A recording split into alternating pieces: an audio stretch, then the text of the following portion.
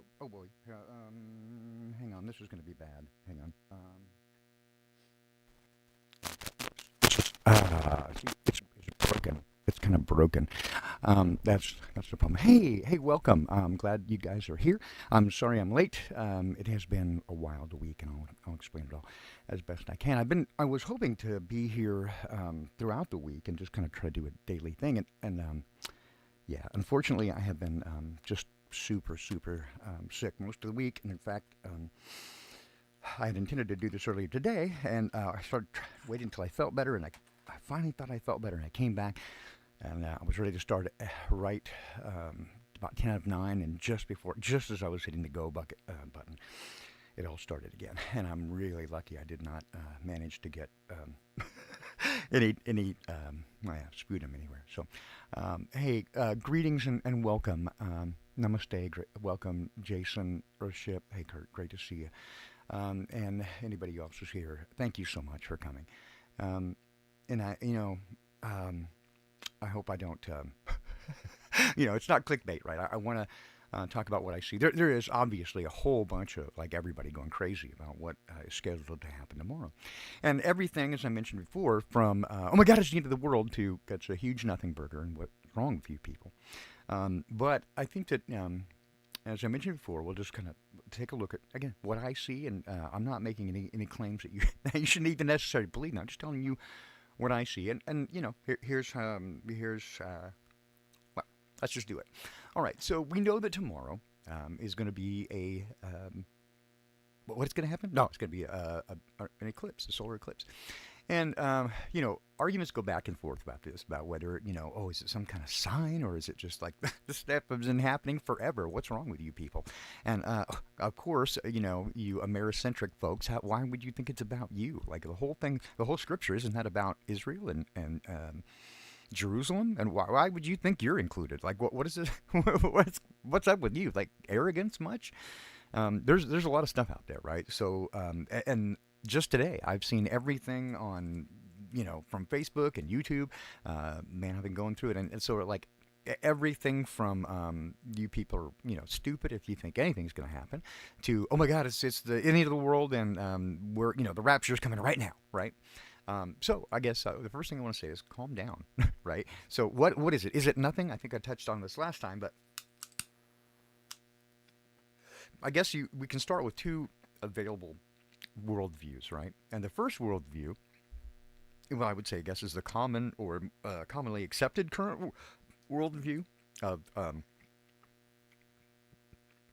the Earth is a ball of, about 8,000 such miles diameter that hurtles through space at about 666,000 miles an hour around the sun, rotates on its axis every 24 hours, and has kind of a seasonal tilt on its axis.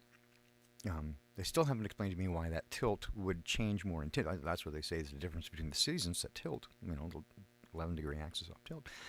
But they say that makes more of a distance than being 2.5 million miles further from the sun during the summertime. That just doesn't make any sense to me, right? So again, I have, for myself, I'm comfortable in being what I would call a geometric agnostic. That is, I don't exactly know where it is, but I know that the official story that's being told to me is BS. It's bovine scatology.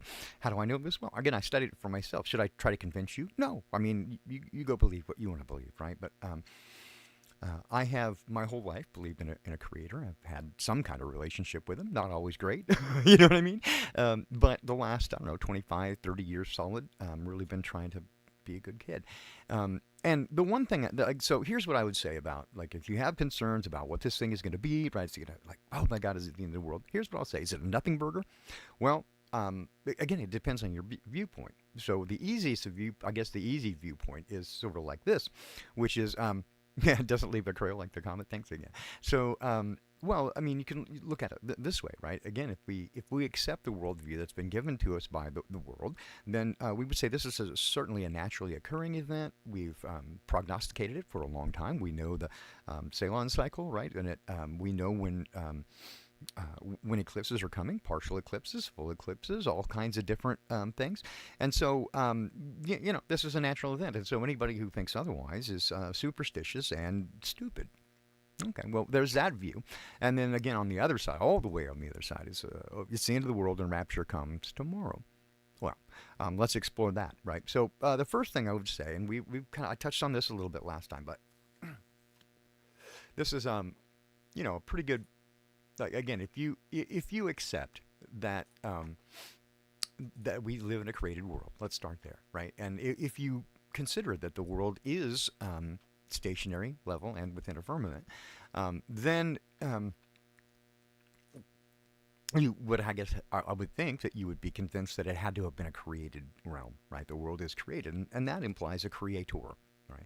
And so then we can say, well, what is happening here? Should we be superstitious, right, and think that it's something when it's nothing? We don't want to be, study to show thyself approved, right? We don't want to be uneducated. We want to be educated. So we can go all the way back to Genesis 1, and this is the Holman Christian Study Bible.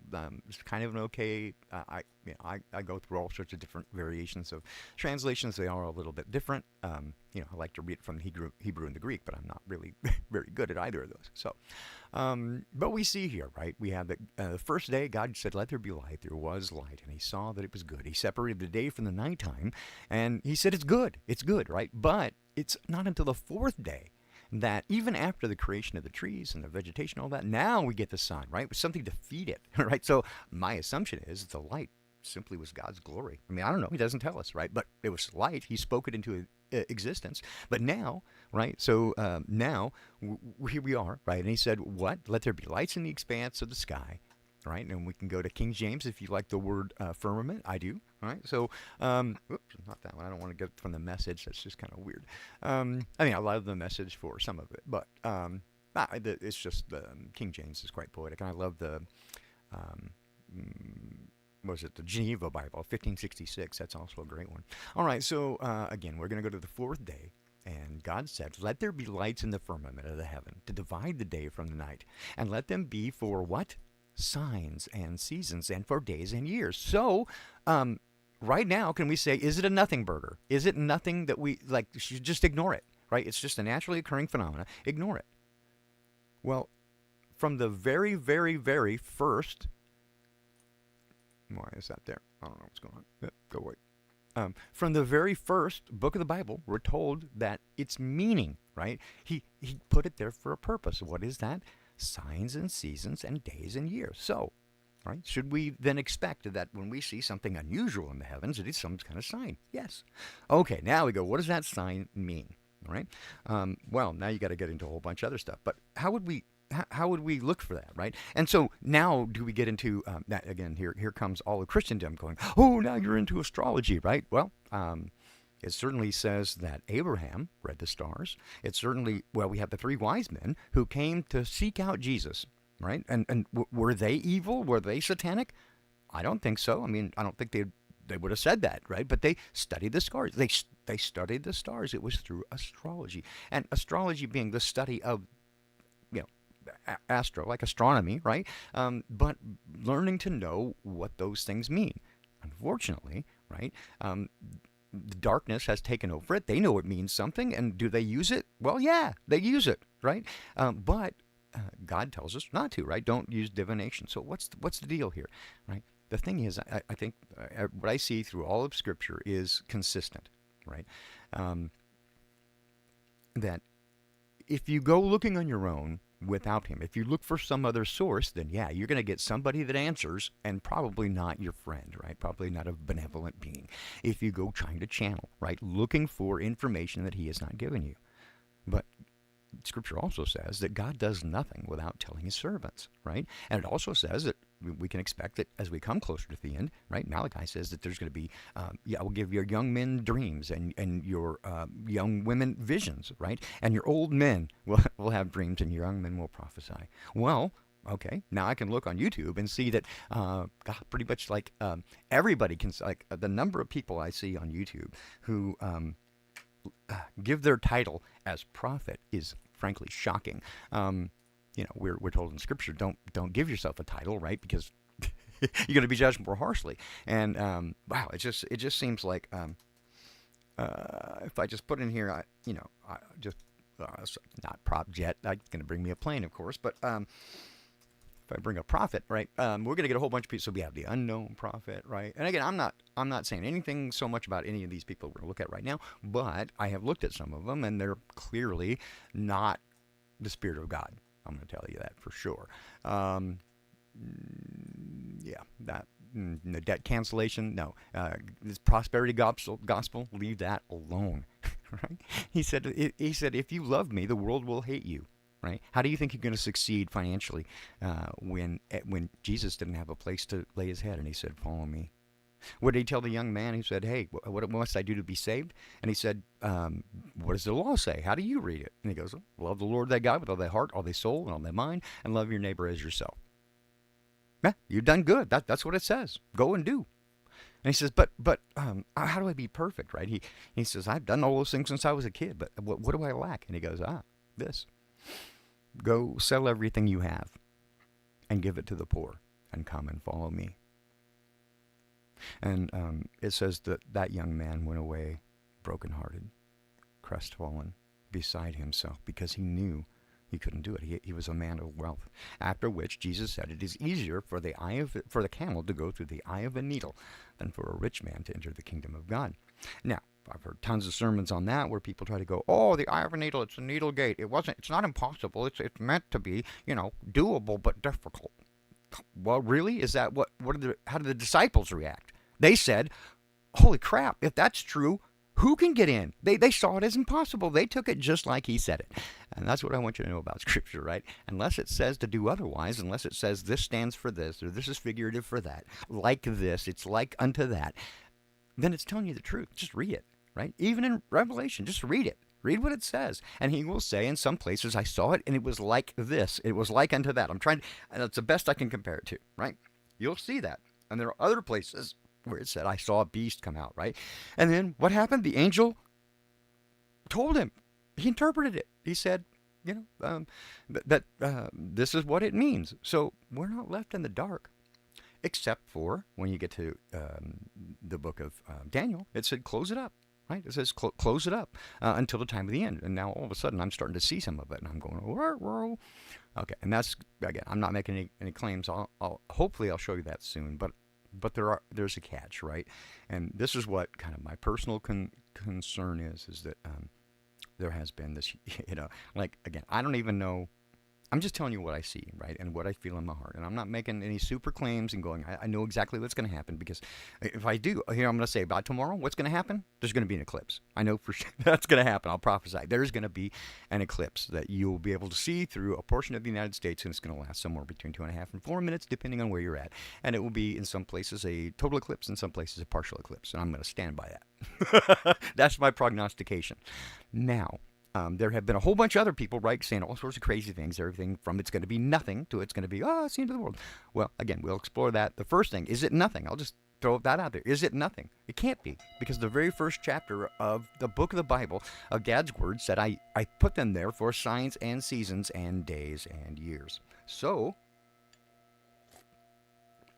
he also said that he does nothing without telling his servants. And it also says, right, Jesus said in Matthew 24, we've been there over and over and over, the disciples said, Jesus, what's going to be the sign? When are you coming back? And he didn't say, he did say nobody knows the day or hour, but he didn't say, don't even look, right? Just go along as everything's going and act like act like the world is going to continue forever. And when I get here, I get here. Don't worry about it. Is that what he said? Help me out. Anybody? Jason? Kurt? Help me out. Anybody? Right? Is that what he said? Did he say, don't worry about it, right? Just ignore it. It's just to be pretty, right? The stars sort of twinkle at night, and so you can put some wishes up there. Is that what he said? No. That's not what he said. And Jesus very specifically said, how can you know, right, when it's time, you know the seasons, you know when it's time to plant, you know when it's time to harvest, red skies at night, sailors delight, red skies in morning, sailors take warning. How can you not know? You know earthly things. How can you not know the spiritual things? How is it that you call yourself spiritual, right? And you can't read these things. So, I say, right, here's my take. Does it mean something? Absolutely. What is it? Well, let's look, right? No, so let's do this, right? We're going to put things in order, right? Because I believe we can trust God. So I've been here before, and again, I've been promising to do this whole Revelation series, and I feel very convicted, right? I've been trying for days and days. Almost every day, I intend to try to come here, and almost every day, I am thwarted. I am just so sick, and again, I don't want to throw up on you people, right? And the reason I was late tonight, 5 minutes, 10 minutes before 9 o'clock, right? Yeah, I'm coming in here and getting everything set up, and just before I hit the go button, it happens. I spend 20 minutes in the bathroom throwing up. Again, I'm not trying to make you sick. I know it's too much detail.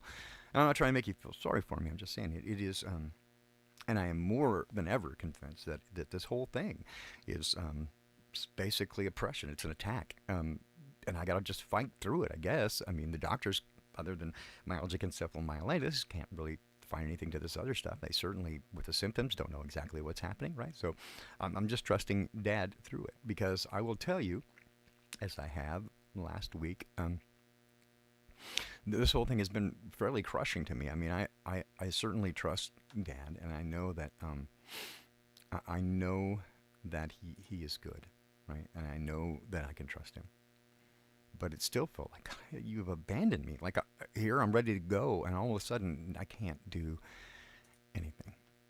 Right? How is this possible? What have I done wrong? I felt abandoned, or like I had done poorly, and I have been the last several years, but certainly the last couple of months here, feeling such intense pressure, and just praying, and I felt like I was alone. I mean, not that really alone, but I'm not. I didn't have that sense of peace that I'm used to, and I mean, I'm here in my head, right? That I'm a loser. I'm a waste, right? I can't do any of these things, and I can't even get out of bed now. And so, like, what are you? What kind of what kind of leader are you? And again, I don't claim to be a leader. I mean, it wasn't my intent, right? I don't want people looking at me like that.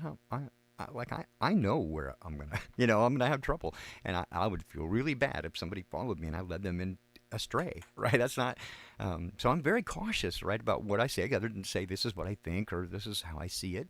I think those things may be of value because I look a lot, and I get to a place where I think I'm comfortable with what I see, or I'm not. I don't know, right? So it kind of goes back and forth here, right? So people have been asking, what do you see? What do you think is going to happen? I'm like, well, we're gonna have an eclipse. So I guess I'll.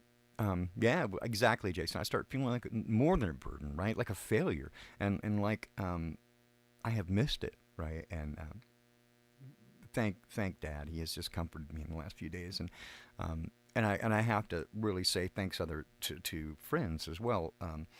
David Best, thank you so much for your kindness and your compassion and encouragement for me. He's always there when I need a friendly ear, and I try to be there for him as well. And I will also have great gratitude and thanks for Jane. Thank you so much for your kindness and your lovely words of encouragement. And Ronald, also, thank you so much. Winston, God, you're amazing. And again, I still owe you letters. It's so difficult for me right now. It's not an excuse, I promise. You can ask Madeline. She pretty much cries daily when she sees me and I can't even get up. Again, I'm not complaining, I promise. I always try to be in a good mood when I come here. But I'm going to be honest and say I have not been in a great mood. I have been beyond exasperated. Like I was telling David yesterday, or Friday, I guess. Everything's gone wrong. Like everything has gone wrong. Everything possible. With the car, everything, and insurance and doctors and all the stuff, and it's just overwhelming, right? And then it would be intimidating enough if I weren't sick, but being sick and unable to do it, yeah. And so I look up and I'm like, did you abandon me? Like what happened? But I'll tell you this: He comforted me this week, and I just want to say, if you're going through the same thing, understand that we're all going to go through this pressure, right? Pressed on every side. He promised that would be happening. Now, I'm going to go out on a limb here, and getting back to this thing about the big eclipse, right? So I'm going to say that again, will something happen? Yes, I expect that there will be an eclipse visible. But more than that, right? Is it meaningful? And I have to say, yes, it is meaningful. It is prophetic. Why? Because Dad told us in the very, very, very first chapter of the book, he said there will be for days and seasons, and days and years and signs and seasons, and there is no more important sign or day or season than the return of Jesus Christ to bring His faithful home. And so, is it important? Yeah. Now, again, to the people who go, why would, like, okay, Americentric over the United States, of course you guys think everything is about you. No, it's not. Not everything is about us. But, I have lived my whole life through people looking at eschatology and prophecy and Revelation and Daniel and all that stuff. And I've seen it go back and forth, right, between people saying America does not appear anywhere in prophecy. And in fact, that kind of shows that they weren't prophets because they didn't know what was coming. Other people, of course, make wild claims that it is, and or central to it or whatever, because they're. But I think it's there, and I think it's not only there. I think it is a big part of it, right? And I'm going to go through that. I just don't. I don't think it. I don't want to do it right now. I do want to do it, but I think right now I just want to look at what's happening right around us right now. You remember early in the week, I was going to say last week, but I guess it was Tuesday or so, that I was looking at the dates, and I was like, I thought I was right with the the eclipse landed like 40 days before. No, the eclipse lands on Passover. My bad. The eclipse is exactly the day of Passover. The 40 days is Ahid, and that is the sign of Jonah, right? And he said, this perverse and wicked generation, this generation, they will only see the sign of Jonah, the prophet. And then, of course, we get an eclipse that goes through, depending on who you ask, 2, 5, 7, 8, depends on who you ask, I guess. But they did just update the path. So, of cities named Nineveh in the U.S. going over. So, and again, so I think it is certainly meaningful. What do I think it means? Well, here's where, again, I'll go on a limb. I think we are, I've been watching this for a while, and I think, I'm going to go on a limb, right? Okay, I don't think it would be that big of a stretch to say that we are very firmly in the book of Revelation, all right? I know a lot of people don't want to think that, and I mean, certainly people, there's a, I see a whole bunch of people putting the big poo-poo on it, and especially, again, her poo-poo on Dad, and yeah, that ain't, good luck. But anyway, here we go. So where do I think we're at? Well, I think I can point to it, right? And again, I've seen so many videos, and again, from people who are like, prophet this, or, seer that, whatever, and they got, the rapture is happening. Like, really? Okay, so first of all, I'm not even 100% on rapture. I know that, I mean, that way, right? I certainly don't see a pre-trib rapture anywhere. The closest I can come to it, and this is probably, you heard it here first, the closest I can come to it is possibly translation of 144,000 before the return. That's a possibility because of the way that I read it. And I don't know yet because that's kind of iffy, but, right? So, but that still would not be tomorrow, and I'll tell you why. Because things go in order. Now, in the book of Revelation, I do see that there is some possibility for some start-stop retelling, going back over some of the same stuff or looking at different angles. But when we're talking through the same series of events, we can't get them out of order. So here's where I want to go. Where are we? I'll tell you where I think we are. I reserve every right to be wrong, but I think this is where we are. All right, so Revelation 1 and 2 is really the messages to the churches, and I definitely want to cover that. Again, I have a plan. I hope to stick to it. I have been desperately ill, and I'm just going to continue, pray for me so I can continue to do this. There are other concerns as well, and I hate to tell you this may be our last chat for a while, simply because our bills have gotten out of control, and I'm basically maxed out credit cards, and they're about to shut everything off. I'm not telling you that for pity. I trust Dad. I just don't know how that's going to happen. Because anyway, and it's come to a head, so here we are. Phone and electricity are the first coming this week. So we'll see what happens. I trust in Dad. Anyway, point being, right, that this, like even after being sick, I could not let this go because I want to put it up now before tomorrow, right? That say, so you have faith, so that you can trust him, right, with what's going on. So we have the first four seals. I'm sorry, 1 and 2 are the message to the churches. Revelation 4. Come back here real quick, right? So this is where he translates to the throne room of heaven, right? The voice says, "Come up here, and I'm going to take you there," and he describes what he sees in the throne room. And in Revelation 5, this is where, at the end of chapter 4, this is where he sees a scroll, right? And, well, actually, right here. So on the right hand of the one, keep that, remember Walt Russell, one, the universal one, it's capitalized. It means something. All right. I saw in the right hand of the one seated on the throne a scroll with writing on the inside and the back sealed with 7 seals. Okay. The next bit of the story is he's opening the 7 seals. Skip over the bit where no one could open it, right, because they did not have the authority to. And he wept and wept because nobody could open it or look inside. And then the angel said, "Don't cry, right? Don't cry, because there is someone worthy, and that's Jesus," right? So, again, we'll cover that as well. But now here we come in Revelation chapter 6, and this is the opening of the 7 scrolls that are on the 7 seals that are on that scroll. All right, so I think we're here, right? I think, and I'll tell you why. All right, so the first seal in the scroll, saw the Lamb open up one of the 7 seals, and I heard one of the 4 living creatures with a voice like thunder. So a voice like thunder. So you could imagine that even being just amplified really loud, because to him, if he'd never heard amplified sound, he would go, "Wow, it's like thunder," right? Because he'd never heard amplification. So again, just a little conjecture. I'm just saying, that's the first place he says, "I saw something like this." It wasn't a thunder, because in Revelation chapter 10 we have the 7 thunders that speak. Totally different. This is a voice like thunder, and it said, "Come," and in some translations there it says, "Come and see." Right, so others add and see, come and see. So, and I looked, and there was a white horse. That's the first horseman, and the horseman on it had a bow, right, and a crown.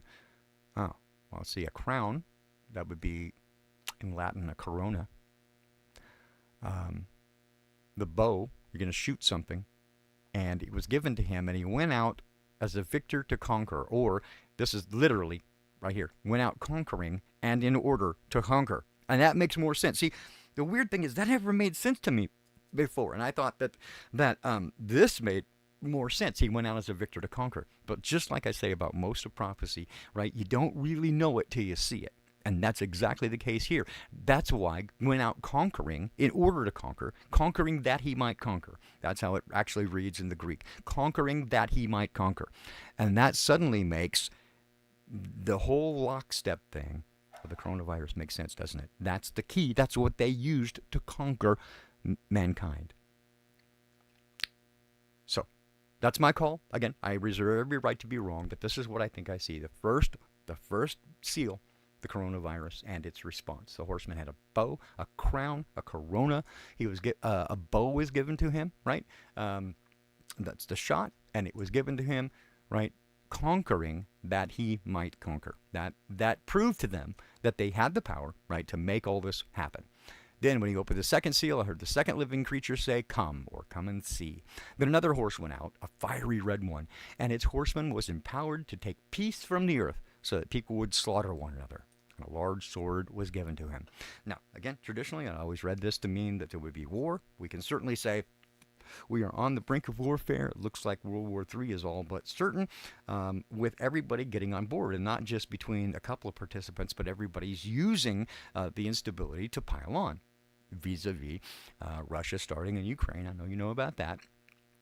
Obviously, we have, and I want to get to this a little bit later specifically, but the, air quotes, I'm going to say Palestinians, the Gazans, we'll call them that, attacking Israel on October 7th, starting off that war, the Mideast War, the one we've always been looking for as a sign of the second coming of the end of days, Mideast War. And not to be outdone, China is getting in, and they're really hassling the Philippines in particular. And if you want to know that we are going to directly go to war with China, if you want confirmation of that, just go back and look through about the last 5 or 6 weeks at least of news. And what you will see is that there's been this ongoing thing where the Chinese naval boats, and they call them the Coast Guard. Like they have, like, oh, we have Great China, we have twice as many boats. Yeah, but they're all tiny, right? They're like fishing boats. And by tonnage, they have like a tenth, about a seventh of what the United States has. So again, not getting to militarism here or jingoism, but they're very aggressive, right, with these patrol boats, and so they go out and they've been harassing the Chinese fishermen, right, and you'll see why this is a problem. Again, I probably don't need to get into geopolitics too much here, but right, so hopefully this just loads right up here without too much difficulty. Okay, so that's fine. Yes, where I want to go, I'm going to go to. Nope, I don't want that. I'm just going to search for. Now, they call it the South China Sea. We have always called it kind of the Philippine Sea, a number of different things, but they call it the South China Sea. All right, so here you have. Whoops, go the other way. Okie dokie. So you can see Philippines, and above that is Taiwan, and above that is Japan, and then the Korea's in here. Okay, so this is China right here, the big China, and the Taiwan, who they consider part of them, and they say no. And so we have United States. We've been in partnership with Taiwan since about 1909, and we always said that we would protect them against China. And then we flipped around in the last about 40 years and went with this one China policy. So talking out both sides of our mouth. On the one hand, we tell Taiwan that we'll protect them. On the other hand, we tell China that we won't, and we consider them part of China. So, yeah, how do you know when a politician's lying? Their lips are moving. In any case, raising the stakes here. See, they call this the South China Sea. This is the Philippine Sea over here. But this over here, right, they claim all of this, all the way down in here, right? Well, according to international law, you've got a 250-mile exclusive economic zone, right, that goes right here. So that's like right here, right? Well, also, obviously, the Philippines would have their exclusive economic zone, through here, 250 miles. But China, one of the big hot spots has been these Spratly Islands right here. So the Philippines put a World War II ship that we gave them, and they grounded it on one of these little atolls right in here. It's one of these many islands in here. Anyway, they...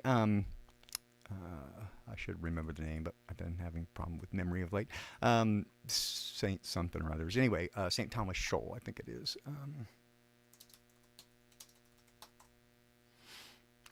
Second Thomas Shoal. Sorry about that. Yeah. All right. So that is where they put the. That's where they grounded a ship, right, to protect it from the Chinese fishing boats, which come in and steal all the fish. Okay, so, and they have legitimate claim, and it's gone to the World Court, and in 2016, the Court of International Appeals upheld Philippines' position that they had the right here, not only to 250 miles here, but the Spratly Islands belong to them, right? So that's there. China should be happy. They have plenty of over here, right? But no, they claim all this. So the reason I want to tell you that I can pretty much guarantee that we're going to get into direct conflict with them, the United States versus China, is because just watch the way that they load the news, right? And what they tell you in the last 6-8 weeks at least, and somewhat before, but almost exclusively now, when they give you these reports of Chinese interdiction. What they say is, instead of the headline, instead of reading that the Chinese are messing with the Filipinos, they say China confronts a U.S. ally. They want you to know that we're allies every single time, right? The headline. They want you to know that we're in it. And so now we have all these places. So yes, I will prognosticate that there will be open conflict. That most nations will get drawn into. If they want to call it World War III or whatever, maybe they'll call it special military operation. I always found this is funny, right? Is that Google Earth, right? You take this, there's Africa right there. All right. So, we're going to look at this, right? So, all right. So if this were a ball, just like they say, right? You'd have two sides. You'd have a obverse and an inverse. So here's the front, right? There's Africa. You got one ball. Okay, so I'm going to grab this and go all the way over here. There you go. What? That's one turn. Okay, so there should be another full turn, and I should be right back at Africa. All No, it took 3 turns. That's not possible, kids. That's against the laws of physics. They are lying to you. Okay, yeah. So, let's see, what else did I want to get into? Oh, yeah, so everybody's going crazy, about this. But I'm going to throw this in there. I'm going to prognosticate this, that there's a strong possibility. And I kind of got beat on it because, well, let's do that. I'll do this. So, no, I don't want that. I want this. Hello. I want Google Maps. Where are we? Here. Okay. So I don't know if you follow a channel called Dutch Sense. I have for a while. Interesting guy. He follows earthquakes. In fact, he follows earthquakes and has an earthquake prediction system that the government says, no, you don't, and yet he does. And they try to shut him down because he's able to predict with great accuracy earthquakes, and he's got a method to it.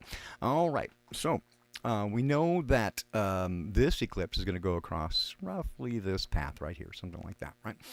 And but right in here, that's the part that I want to get to, is that in 1811, 1812, right, this same thing occurred. We had a big eclipse, and then there was also a major shooting star event, and this was the big one. There were over 5,000 earthquakes in the New Madrid zone here, and we'll...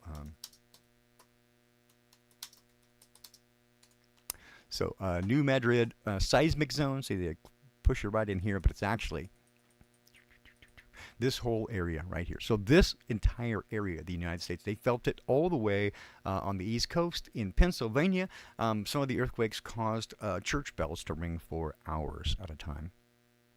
You can look it up, and weirdly, I don't remember ever being taught about this in U.S. history. It was a huge event. Also, at the same, right around the same time, right? So there was, in addition to this earthquake, there was a major eclipse, and followed by major shooting star, eclipse or a meteor shower, followed by, right? Then we had the earthquake and the Carrington event, which was major electromagnetic storm that you could see the aurora borealis as far down as Texas. And the electromagnetism was so high that it was causing all kinds of havoc. And again, at that time, there were very few things set up with electricity, but they did have telegraph wires, right? And a few, things that were working on electricity, very small things. But the electricity would go through the telegraph wires. The telegraph machines would work even without being turned on or plugged in, and it would shock. They would get the operators would get a shock if they touched it, and they would catch some of them on fire. The wires. There was so much electricity running through the air that it would get into those telegraph wires and literally catch them on fires, and they were having all kinds of problems. And that's the name of that tune. So what am I saying? Is it possible? Yeah, I expect, right, some of these things to occur, and in part, right, because we, well, in fact, if I were to back up to right before, no, let's go. I want to go back to the scrolls because this will, I guess, hopefully make it make sense. I'm really sorry about jumping around, trying to get it all in. I had meant to do like 4 or 5 days this week of about an hour to try to get it all out. It's obviously not going to happen. But okay, so here we have Revelation 5. He takes the scrolls. Revelation 6, he begins to open the seals on the scroll.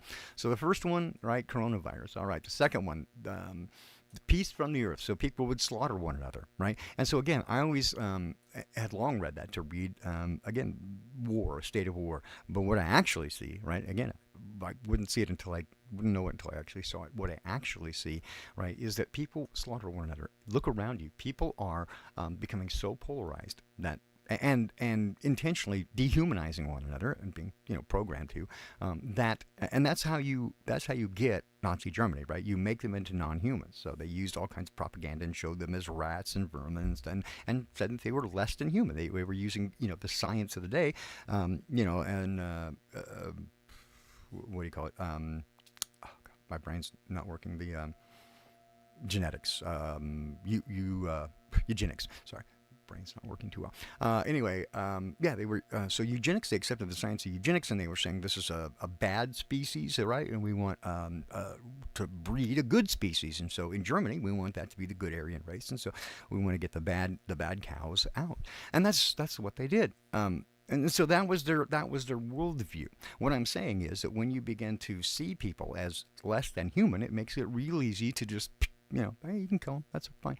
But as you polarize, right, instead of doing the smart thing and saying, hey, where's the enemy? Let's go after the enemy. No, we listen to them, or at least most people do, and turn one another into enemies. And so Republican versus Democrat, Christian versus Muslim, or atheist versus believer, whatever, right? Everybody is fighting with everybody. And here's the bigger part, right? Not just that, but what I see is, especially with the youth, right? The younger people have zero regard for human life. They don't care, right? And through whatever means that you want to call it, whether it's the influence of darkness over the world, whether it's video games, whatever you want to blame it on. You do you. But what I'm saying is what I see. I'm bearing witness, right? I see what's out there, and that is that especially people under 30 have very little regard for human life. Again, whether that's become desensitized to it through music and video games and that sort of stuff. You shoot a guy, in the head 100,000 times playing Call of Duty. Yeah, not a big deal. But again, what is happening, right? And you just look around you, is it's going wild, right? There is, it's not just crime, right? It is, again, I will call it and say, I believe it's evil. And that, just like Jesus said, as it was in the days of Noah, so it shall be at the return of the King. And we certainly see all kinds of demonic forces out there. I think you're going to see it even more. All right, the third seal. Need to get through this before I can't. If I get sick, I can't keep going, and then we're done. All right. So third seal. He said, "Come and see." Right? Come and see. And I looked, and there was a black horse, and the horseman on it had a set of scales in his hand. And I heard something like a voice among the four living creatures say. And I always found that interesting, right? As I started to realize something like a voice. So even later, he says he heard the voice coming from the altar. The altar spoke. So what is this? Something like a voice? And I suddenly pictured it. Again, he's trying to do the best he can to describe it. If you were to hear something, for example, let's say, he's hearing, they're looking down at the earth from the throne room, and they look down and they, able to see everything, but here's a news report. Today's stock market report, the oil has gone up by $45 a barrel, but and recognizable, you could hear the words, but you would say it sounded like a voice. It sounded something like a voice. Just speculating, right? Again, I reserve the right to be wrong, but I think in order, I'm on the path here. Right, so there's a black horseman on it had a set of scales in his hand. He heard this voice saying, a quart of wheat for denarius, 3 quarts of barley for denarius. Oh, what's the big problem right now? Right, Ukrainian grain not being able to be sold, taken out of the Black Sea, with all the Houthis in Yemen, having all that, creating all that havoc in the Red Sea, right? And with all the other stuff, supply chain problems, right? And especially as hostilities break out and there become war, what you're going to see is that there's going to be a breakdown of logistics and food. It's going to even be harder to get food here, right? You can already see it, see the stages already. So it's going to be difficulty getting food. There's going to be some famines, but don't harm the oil and the wine. So luxury goods and petrol, that's there. All right, the fourth seal. And I think we're getting here, right? The fourth seal, come and see. And there was a pale green horse, and the horseman on it was named Death, and hell, Hades, followed after him. Authority was given to him over the fourth of the earth. That doesn't mean he's going to kill 25% of the people on the earth. Authority was given him over a fourth of the earth to kill by sword, famine, plague, and the wild animals. Put these three aside. Well, let's look at the first one. Kill by sword. Again, looks like over in that quarter of the world. If we were to go back to our friendly, globe.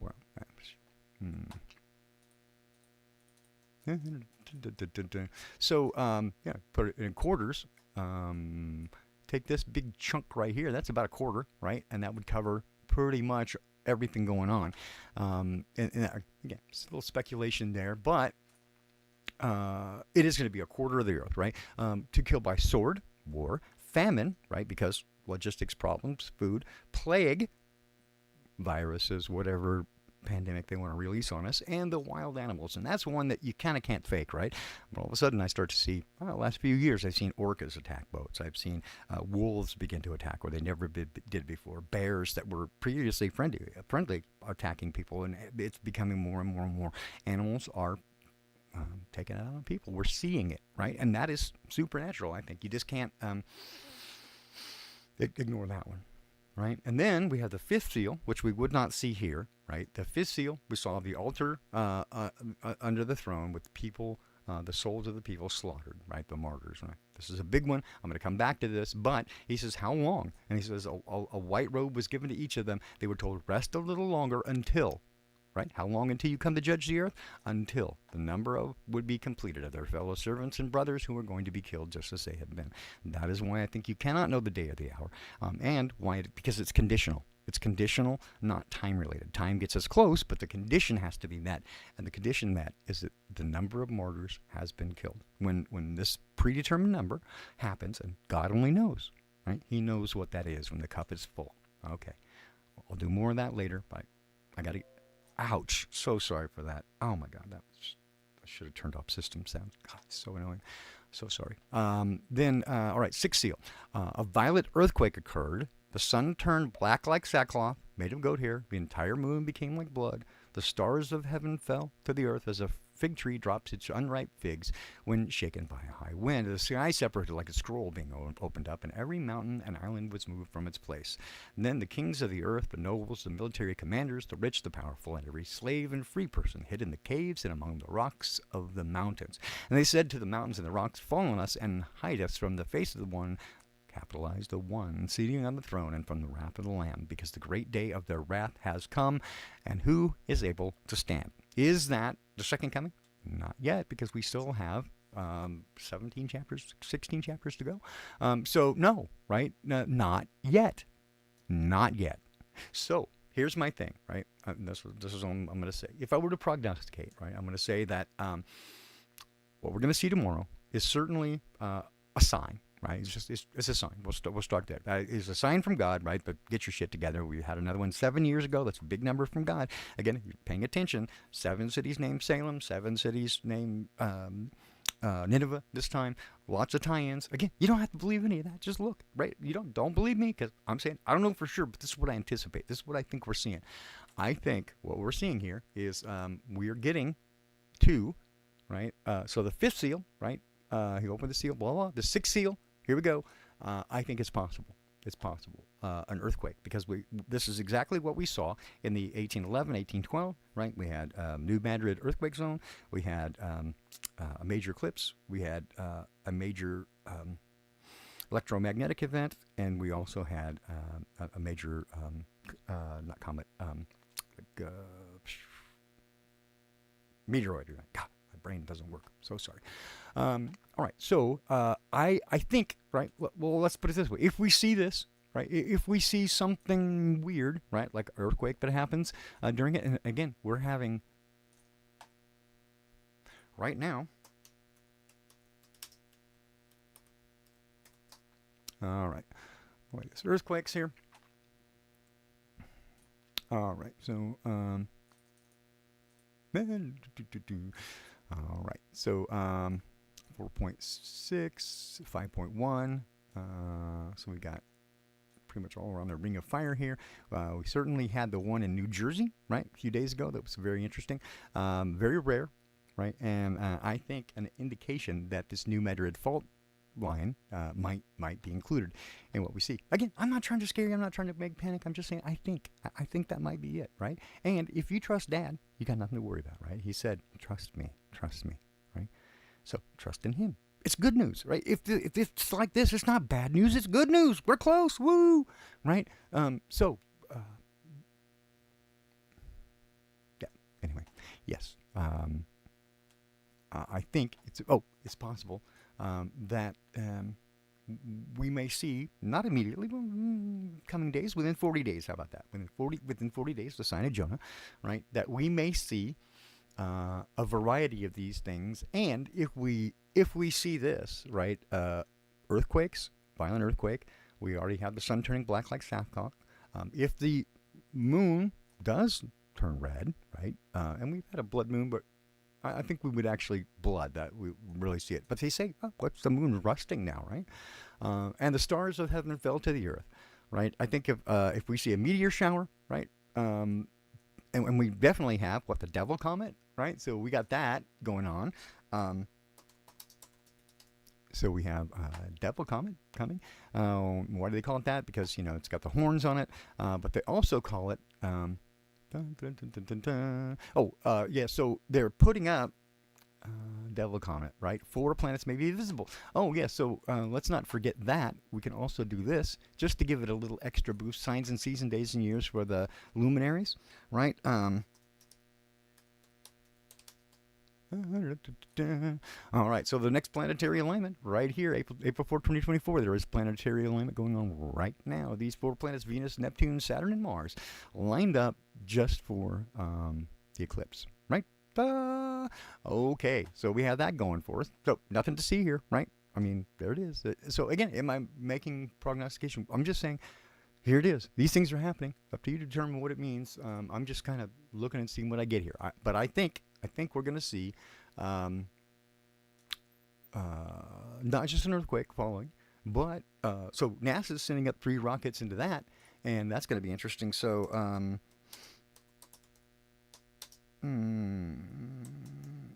so you know how they love their deals. They're calling it APEP. What is APEP, you ask? APEP, also known as Apophis in Greek. Oh, wait, what's the asteroid that's supposed to come hit us? Called Apophis 999. Look at that one too. All right, APEP, known as Apophis, was the Egyptian god of chaos, the polar opposite of the godly personification of order, and the chief enemy of the king of the gods. What does that sound like to you? NASA, why? Why always with this mythology, right? Well, shouldn't you be tech? Shouldn't you be high tech, not mythology?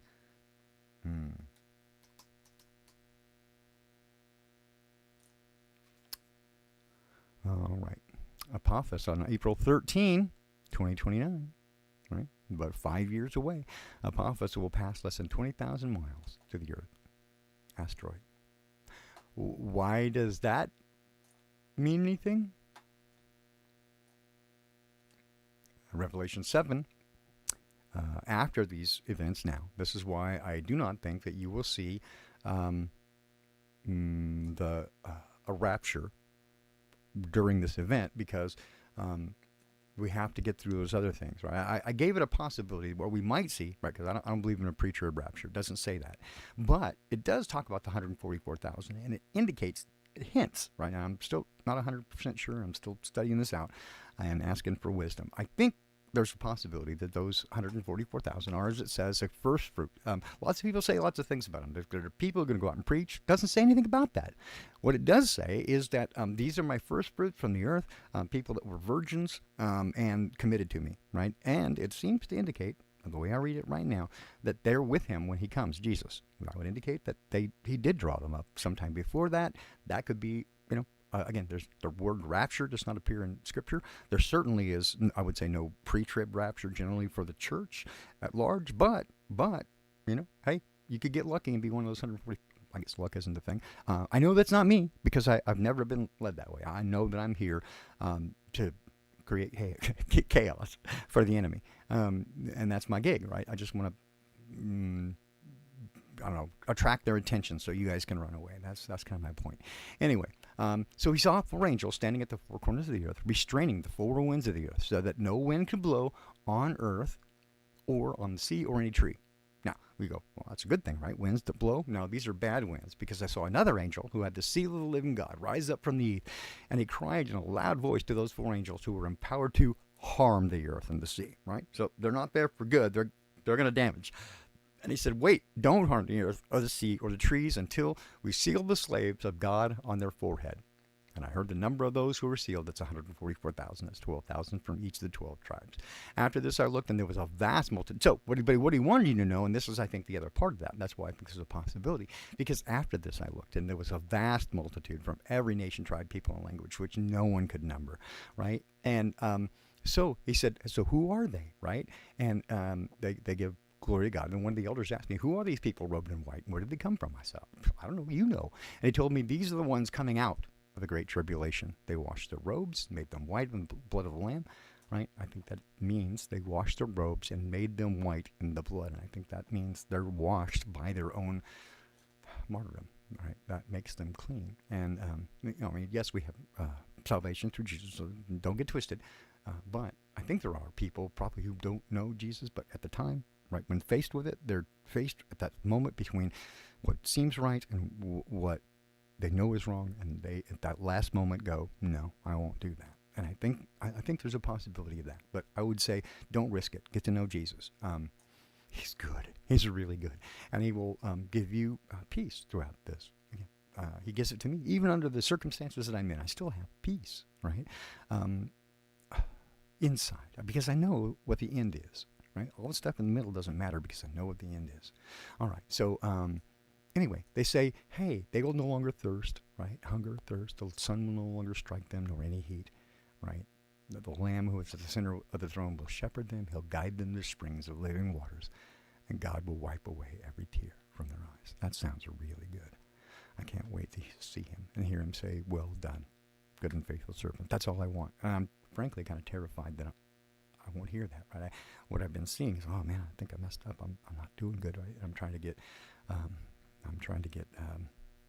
make sure, right, that there's nothing between me and him, that I don't have any, secret thing that I have hidden away that makes me, puts a spot or blemish on my robe, because I'm intent. I really want to be a hairy-legged bride, real bad. All right, so anyway, springs of living water. So then the next thing that occurs, right, the seventh seal, and there was silence in heaven for about a half an hour. And I think that means, right after that, that things will seem to be peaceful. They'll figure it out, right? And there will be not as much trouble for a while, right? And this is just before that, right? So there's a little bit of space, right? And so half an hour could be who knows how long. But I know in 2029 we got Apophis coming, and angel took the incense burner, the prayers of the saints, the first trumpet, right? Blew his trumpet, and hail and fire mixed with blood hurled to the earth. So a third of the earth was burned up, a third of the trees were burned up, and all the green grass burned up. Kind of weird on its own, but let's move forward, and then I'll back up to that. The second trumpet, second angel blew his trumpet, and something like, right, again, he's trying to describe what he sees. He doesn't know what it is, but he sees it's like this, right? And something like a great mountain ablaze with fire was hurled into the sea.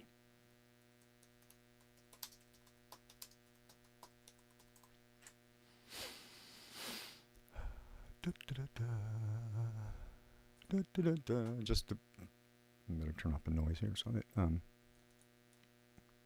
not going to get in any trouble here. But a large mountain, all ablaze, falling into the sea. And get this here, pull this down here, whoops. I'm going to get in trouble with that music, so I better not play it. I'll play the video. There it comes. Okay, so, all right, so something like a great mountain. But before that, so just as it comes, right, the first trumpet, hail and fire mixed with blood hurled to the earth, which causes a third of the earth, burned up trees, and green grass. So if, for example, they got this Apophis come in and they try to, let's say, do what they keep saying they're going to do, which is like throw a nuke at it or whatever, right? They shoot it up and they try to hit this asteroid, and it blows up into, one big chunk and smaller chunks. Oh, sort of like the plot of the movie Armageddon. I don't know, or Deep Impact, something like that. Anyway, so that would be what would come first. Right, the bits and pieces, hail and fire mixed with blood, kind of what it would look like, kind of lava. Second trumpet, right, something like a great mountain ablaze with fire hurled into the sea. Right? And a third of the sea became blood. It certainly would burn out all the oxygen, causing anoxic red tide. A third of the sea became blood. A third of the living creatures in the sea died. You would expect that. And a third of the ships were destroyed. Would be a pretty huge tsunami, and I would think that would probably cover that. I don't think it'll be as big as what's demonstrated here in this image, but probably big, right? And that's what I think is going to happen. Like, I could be wrong. I totally could be wrong. 100%. I reserve every right to be wrong, but I think that's what I read, right? Is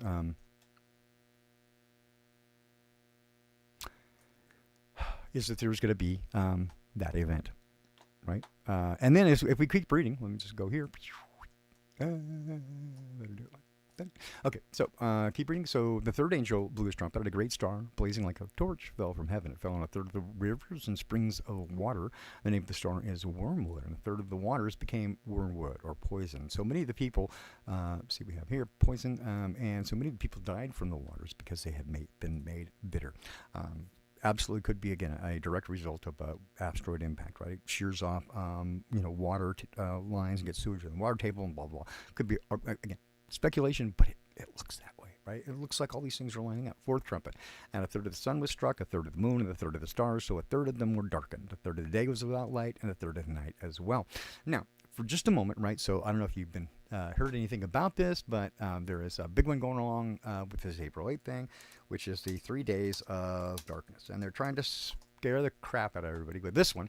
And it seems to represent God's judgment of sin as well as a demonstration of God's power over creation. So where is that in the Bible? Biblical prophecy, 3 days of darkness. It's not in the Bible, right?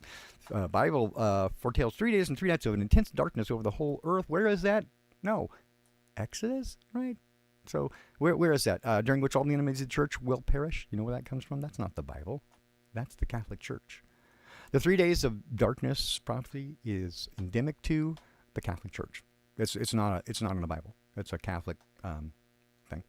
Yeah, might the enemy do something to fake that? Sure. We got the opening of the bottomless pit. Oh, by the way, CERN is opening now during this event. They did it specifically for that, which seems kind of weird because they're in Europe. And we're here. But again, hey, they're doing something. They believe in something, right? So, but they're trying to scare, like, this is what they're trying to. And the thing about the 3 days prophecy thing, well, I'll tell you why I know for sure. That's not like that because it's not in the Bible. And not only that, since it's not in the Bible, he says God won't do anything about telling his servants, the prophets, and that would be in the Bible, right? So 3 days of darkness, right? And so here we go. Prophecy foretells 3 days and nights during over the whole earth, against which the only light will come from what? Blessed beeswax candles. Where do you get those? The Catholic Church. And during which all the enemies of the church will perish. Sounds like the church is trying to kill everybody they don't like. When I say the church, I mean the Catholic Church. That's not from God, guys. Don't worry about that. In certain Catholic prophetic circles, there is a terrifying concept known as the 3 days of darkness. Is it legit? That is Catholic. Catholics are not Christians. Christians in name only. I mean, Catholic people can certainly worship Jesus. I'm not throwing all of them into a boat. I'm saying the Catholic Church is apostate. It is the enemy of God and always has been. They have no authority whatsoever. Okay, and then we have the eagle. Some say an angel, right? Other messages read angel, flying high overhead, crying out in a loud voice, "Woe, woe, woe!" to those who live on the earth. There are actually 3 woes. They're counting their 3 woes about to sound. So other things happening. We have a crazy cicada event now. Cicadas, we used to call them locusts. Just put that in there. What to expect? It's a double brood emergence. So we have a 15-year cycle and a 17-year cycle that are corresponding, overlapping for the first time in 230 some years. So you're going to have right now during this entire thing. So all this stuff is happening at once, and they just say, "Don't worry about it, you idiots. Don't be superstitious. Come on, man. All this stuff has been happening since the day Earth began." Except that, he wrote it down. He said, "Hey, look for this." Did Jesus say ignore it? Right? Did he say don't worry about it? Don't worry. When I come, you'll know. What did he say? Let's find out. What did Jesus say about it? They said, "Hey, what's gonna happen? Right? What will all these things? Watch out that no one deceive you. Many will come in my name, saying I am the Messiah, and they will deceive many." You look for people who claim that they're Jesus, too. There's a whole bunch of them out there right now. You're going to hear wars, rumors of wars. See to it that you are not alarmed.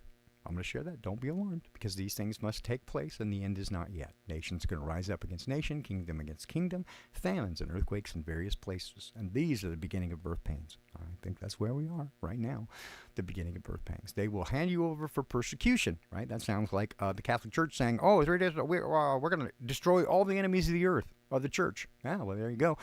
They will hand you over for persecution, tribulation, distress, and they will kill you. Are you going to be taken out in a rapture beforehand?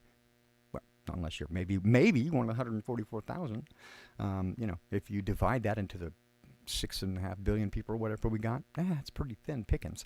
And again, and here's what I wanted to say about that before, because, like, for example, Jehovah's Witnesses believe that that's the only people get saved is 144,000. Well, that's preposterous. There's more than that number of people in their church. I think they got 1.5 million worldwide. Well, that sounds like terrible odds to join a church, and they think that only 144,000 of them, both living and dead. That's it. That's the number. Like, what? That's not good news. That's not gospel. That's not hope. Right? That's like, you're the third monkey trying to get into the ark and it's starting to rain. That's not God. That's not my daddy. No.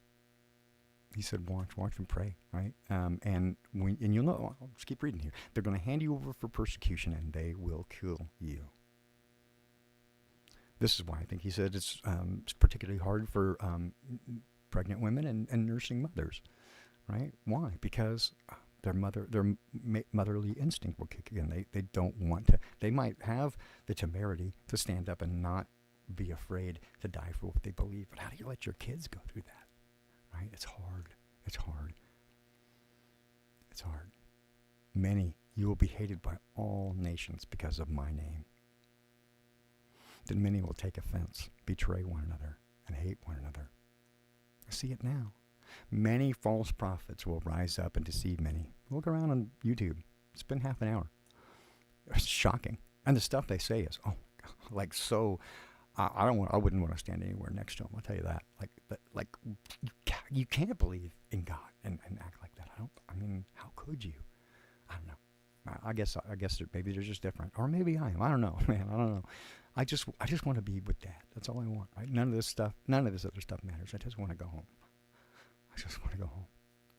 Many false prophets will rise up and deceive many, because lawlessness will multiply, sinfulness, apostasy. The love of many will grow cold. That's us right now. 13. The one who endures to the end will be delivered, will be saved. He that endures to the end will be saved. Hang on. Hold on tight.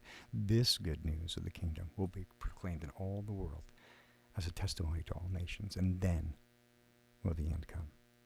Right? So not yet.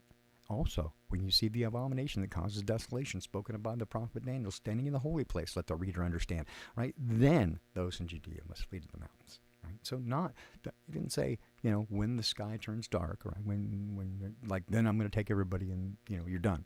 No, that's not what he said. Right? That's not what he said. When you see the abomination that causes desolation, spoken of by the prophet Daniel, we'll get there. We'll talk about that. We can speculate, but that's not yet, right? It's not happened yet, so he can't come back yet. It cannot be the return now because it's not been fulfilled. Right? So a man on the housetop must not come down to get the things out of his house, and a man in the field must not go back in to get its clothes. Okay, so here's another thing I just want to drop in right here. I'm going to say this, right? A lot of people are going to be mad, I guess, but I don't care. Unless Dad is specifically telling you to do the stock up, right, prepper thing, right? Keep in mind that if you do that, if you spend all your energy and attention on that instead of focusing on Jesus, right? If you spend all your energy and attention on prepping and get all your ammo together, all your food and water, when all this crap goes down, the first place, people aren't going to have it, and they'll do anything to get it. Right? And then what? And then when you're out, then what? Or if you're forced to run, he said, don't stay, run. That's what he said. Run, flee. He didn't say hunker down in your bunker. Who did he say but hunker down in the bunker? Oh, back there where,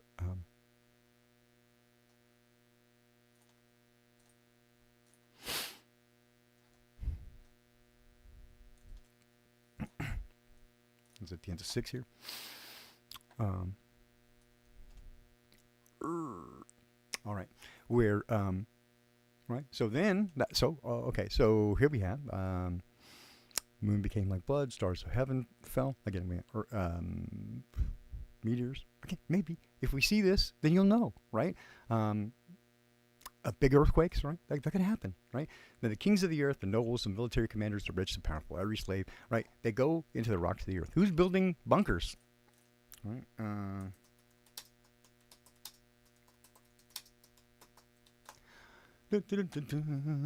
right. Whole bunch of people. Peter Thiel, Bill Gates, Musk, all of them. Zuckerberg, right? Just build a big one in Hawaii, right? Underground security areas, everyone has houses, right? What celebrities have built bunkers? Whole bunch of them. Kim Kardashian, Shaquille O'Neal, Tom Cruise, right? So these are people, again, we accept that they're on the inside.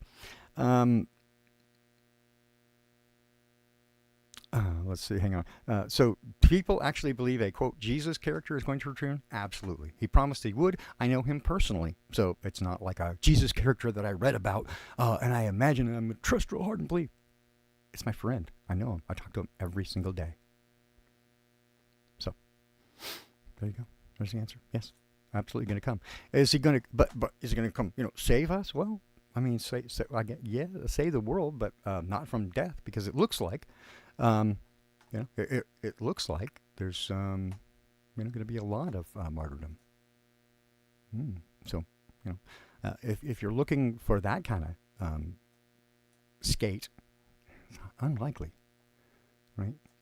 But when he comes back to save us, is he going to return? Yes, he promised he would return. He promised he would. I'm going to prepare a place for you. And if I go, I will prepare a place for you and receive you unto myself. If it were not so, I would have told you. So, I believe him.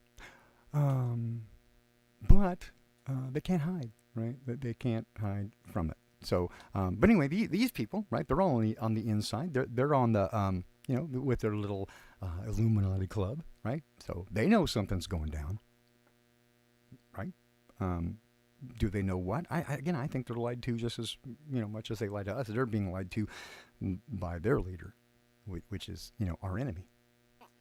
But all kinds of stuff. So yeah, we got the bunkers, we got the asteroids, we got Apophis, right? They're telling us in that sense. We got CERN going to do their little deal. That could very well go right hand in hand with the opening of the bottomless pit.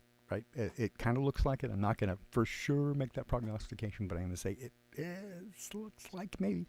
It looks like maybe. But here's what I want to say, right? Here, and I think I'll probably end with this just for today. We'll come back tomorrow, and hopefully, so my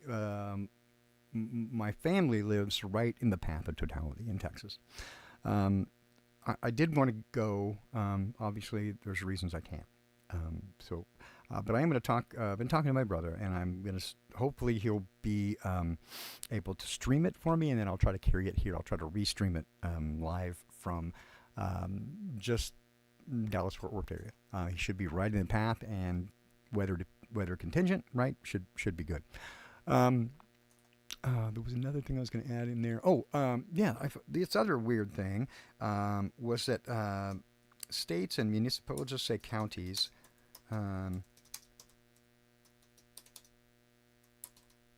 Because of the eclipse. And it's just a weird thing. I mean, I've seen numerous partial eclipses and a couple of 3 solar total eclipses in my life.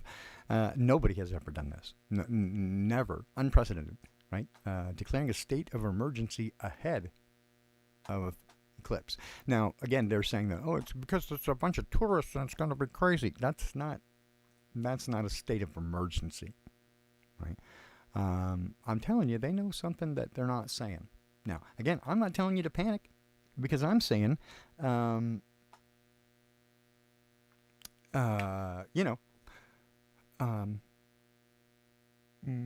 saying that he said be prepared. Now, hey, Nemo, good to see you. Yeah, he does that. White man? Probably not. I mean, since he was born in, I don't know, Israel, seemed like he'd probably look like one of them. I mean, we can even go, let's take a look here. A great In fact, this would be a great place to end on. Thanks for that, Nemo. You gave me inspiration here. All right, so what I want is Isaiah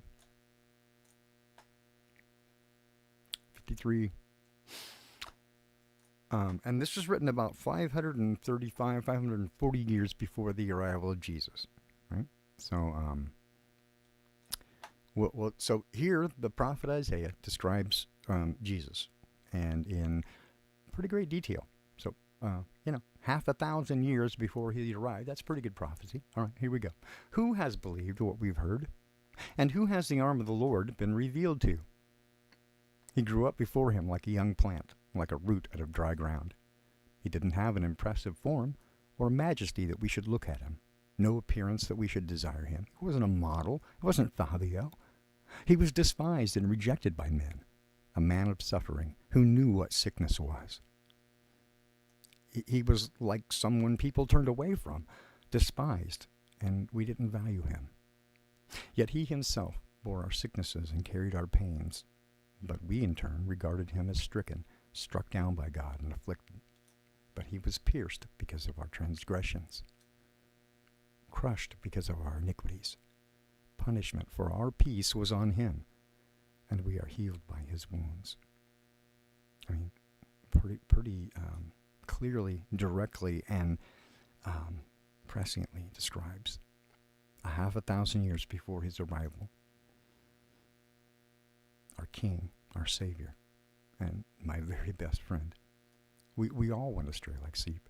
We've all turned to our own way, and the Lord has punished him for the iniquity of us all. He bore our sins, so we would have a way out. It's the lifeboat. It's the only way. He said, I am the way, the truth, and the life. No one goes to the Father but by me. Don't be deceived. He was oppressed and afflicted, yet he did not open his mouth. Like a lamb led to the slaughter, and like a sheep silent before his shearers, he did not open his mouth.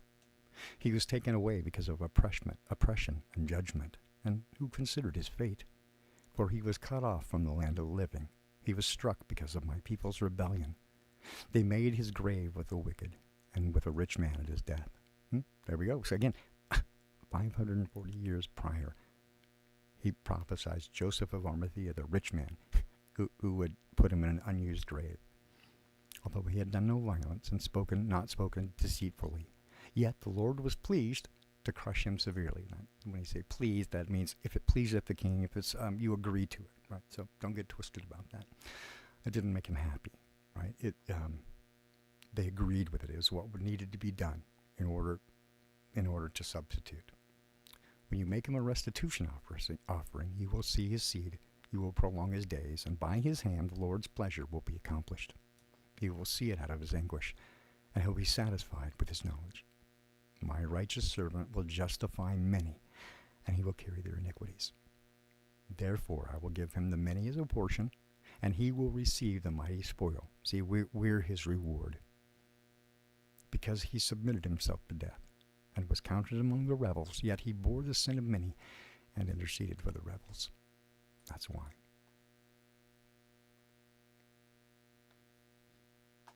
Yeah, exactly. Moshiach, the Messiah. HaMashiach, right? So, Yeshua HaMashiach, Jesus the Messiah. And they didn't believe it. Anyway, look, let me put it here, right? Don't trust me. I'm just, I'm an idiot. I'm just looking around. But he did say watch and, be watchful, right? He said, pray that your escape may not be in the winter or on a Sabbath. For at that time there will be a great tribulation, the kind that hasn't taken place from the beginning of the world until now, and never will again. So, if you doubt, right, reperception, Nemo, if you doubt this is coming, watch, see what happens. See what happens. Right? I don't have to prophesy. He already did. Unless those days were limited, no one would survive. But those days will be limited because of the elect. If anybody tells you, look, here's the Messiah, or over there, don't believe it. Right? He's not going to come back that way. False messiahs and false prophets will arise and perform great signs and wonders to lead astray, if it were possible, even the elect. So take note. I've told you in advance. He warned you. If they tell you, look, he's in the wilderness, don't go.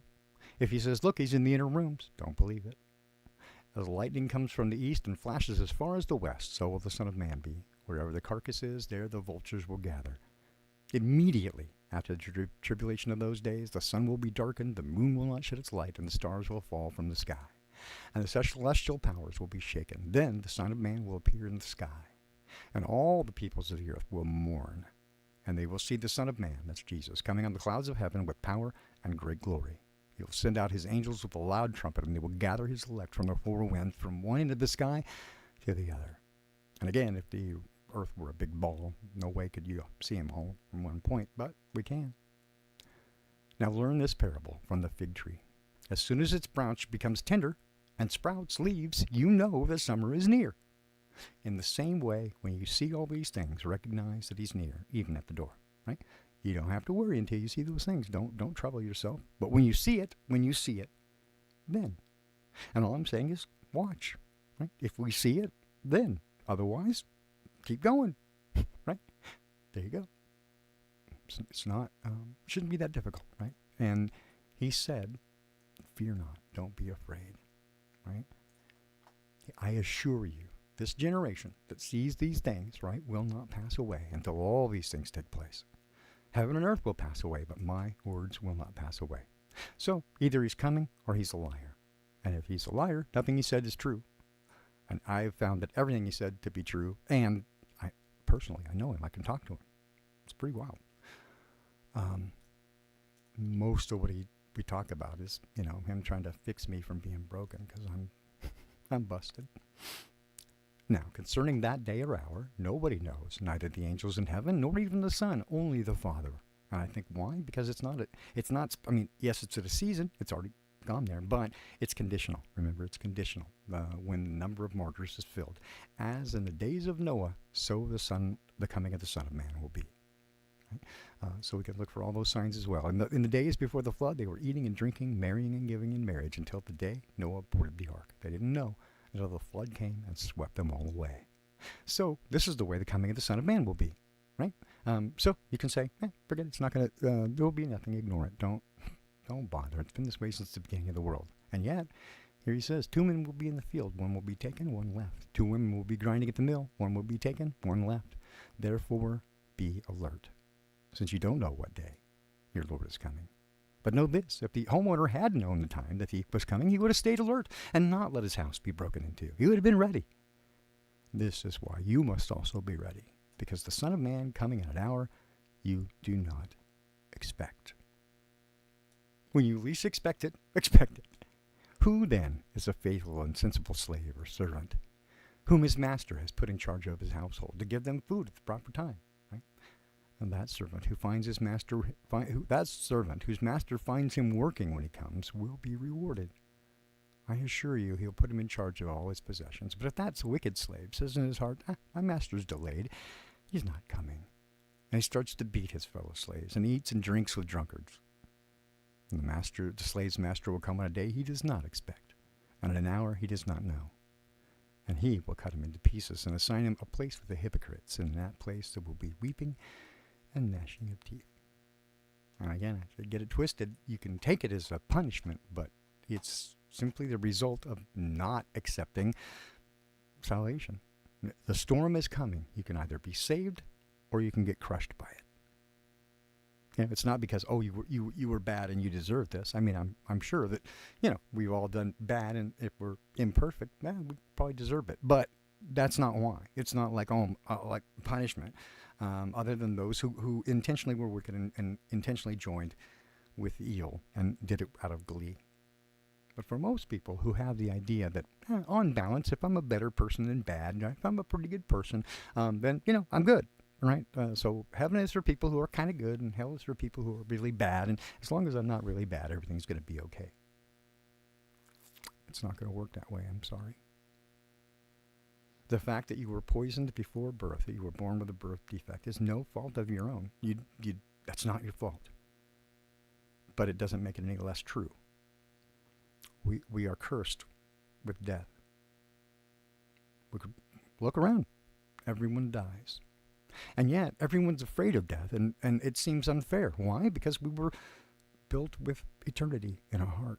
We're supposed to live forever. We know it. And we find it deeply distressing when we do not. And especially when a parent has to bury their child. The grief of death is overwhelming. Separation is overwhelming. But you're given an opportunity. All you have to do is not be so proud to say, I got this. I'll do it on my own. I'm not trust anybody else. Pride is the original sin. Pride goes before destruction, and a haughty spirit before a fall. You have to trust me. I'm just repeating what he said.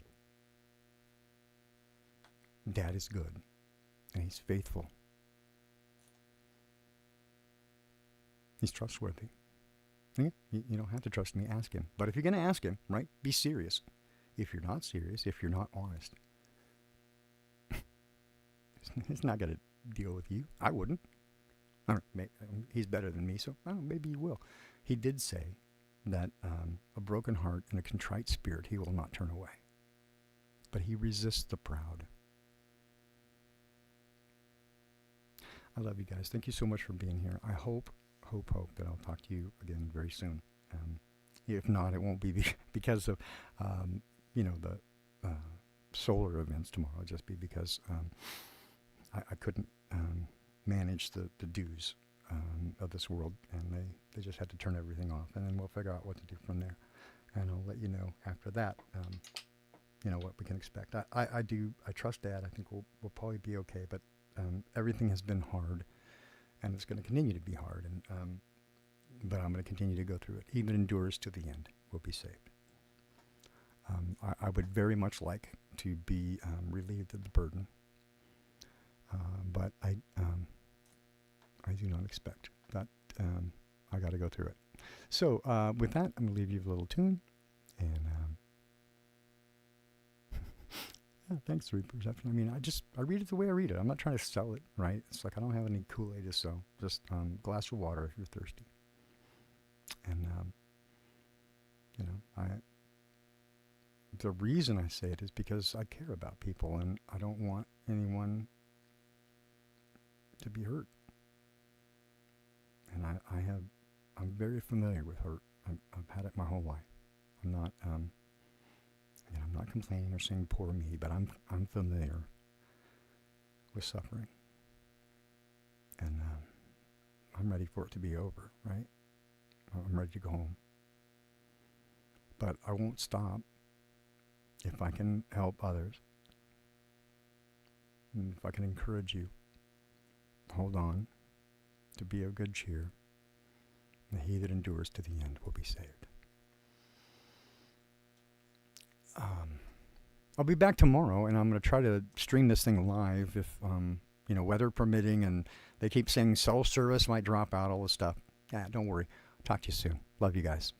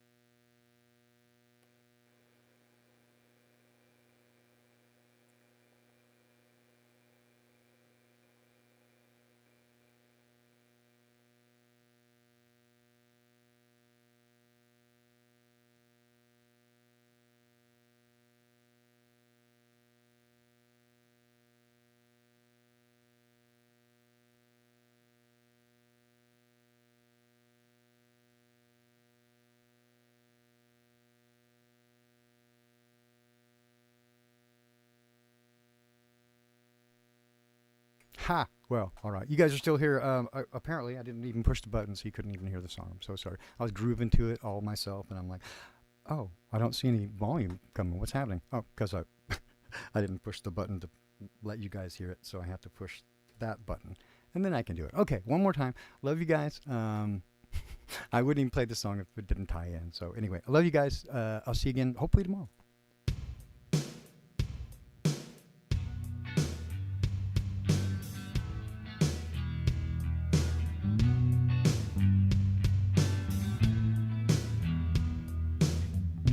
I can't believe the questions you ask. Are you still my friend? You should know after all that has passed, I am here to the end. And yes, it makes me feel like a fool, knowing I haven't come through for you. And no, it's not the same when you call out my name.